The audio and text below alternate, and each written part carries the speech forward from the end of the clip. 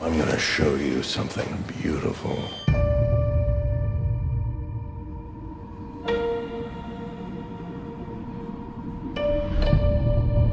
Coming in at number 10, Ratatouille. You would think that a film about a rat who prepares food would be hard to stomach, but somehow Pixar was able to make a sweet, charming, and funny take on a really weird story. It took what most people in the world are scared of and had them rooting for it at the end. The film went on to win the 2008 Best Animated Feature at the Academy Awards, and it was also a blockbuster hit, even though it was the least blockbuster feeling of all the films on this list.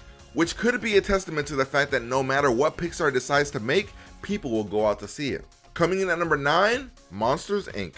A story about the monsters that go bump in the night, Monsters Inc. was able to create something pretty unique and special. They were able to take what every child fears, which are the ideas of monsters under the bed or what's hiding in the closet, and make it into a cute and lovable film.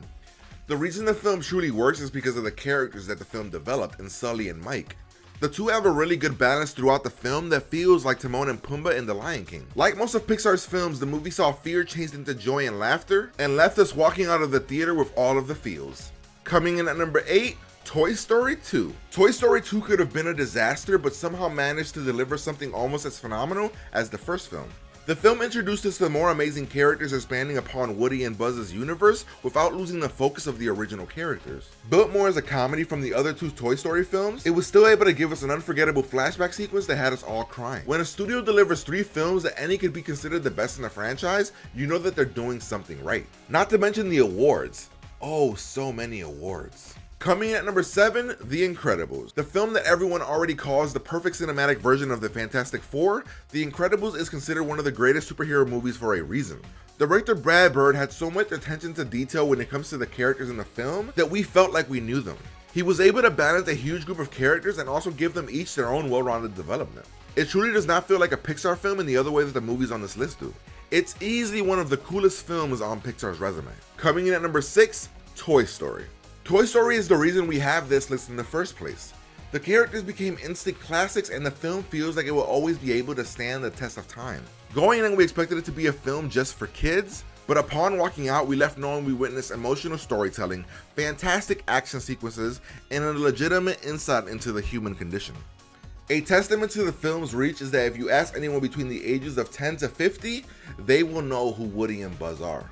Coming in at number 4, Wally. So Wally might be Pixar's most compelling and best told film from a storyline perspective. The film is not really one genre. It starts as a silent film, moves into a romance surrounded by a space adventure, and it's filled with an all too real cautionary tale. We were somehow able to relate to Wally as a character even though he wasn't able to speak. We get the fact that he is a robot, but somehow feel his pain, get invested in his emotional victories, and want to see him succeed on his amazing journey. Wally, one could argue, features Pixar's greatest love story, and the character never even says one word. If that's not an amazing story, I don't know what is. Coming in at number 4, Finding Nemo. Pixar's first film to win Best Animated Film at the Oscars, Finding Nemo has some of the studio's most recognizable characters. Now on its surface, Finding Nemo may seem like a safe comedy about a fish searching for his son, but if you dig deeper, it's about the importance of being okay letting children live their own lives and allowing them to make mistakes that they learn from. The film was beautiful, amazingly directed, had a great story, and was actually really funny. And we're talking about laugh out loud funny. Everything in the film just always seemed to land and hit the right chord.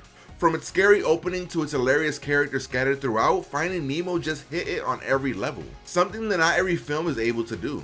Coming in at number 3, Up. Many will say that Up should not be this high on this list because besides its opener, there is not much there. But I would have to disagree with those individuals and challenge them to watch it one more time. Yes, the first 20 minutes of the film are a cinematic masterpiece where you see love and heartbreak without a single word being spoken. But beyond that, Up becomes a rich, sweet movie about opening up to new experiences and friends in an uncertain world at an uncertain stage or age in your life. If you still disagree, just remember that Up became the second animated movie ever to receive a Best Picture nomination at the Oscars. I know you can't always depend on awards, but this time, I think it means something. Coming in at number 2, Inside Out. Inside Out explores the complex emotions inside of all of us through the brain of an 8-year-old girl. We see her emotions fight to find balance during a pivotal moment in her life, and although the film is extremely colorful and very funny, the film has a lot going on beyond that. Amazing animation, phenomenal voice acting, a great original concept of a story, and when it wraps together, it is truly one of Pixar's best. One that both adults and children should watch and learn from. I personally feel that it's a film that should be used in elementary schools to teach children about emotions and how to handle them. Few films have ever touched me as much and as deep as Inside Out has. When every single time I watch it, I end up tearing up, I can only say, long live Bing Bong. Coming in at number 1, Toy Story 3. 2011's Best Picture nominee Toy Story 3 found the best way to end the Toy Story trilogy. As Andy goes off to college, he must leave his childhood toys behind. Watching the film, we were able to see ourselves in Andy.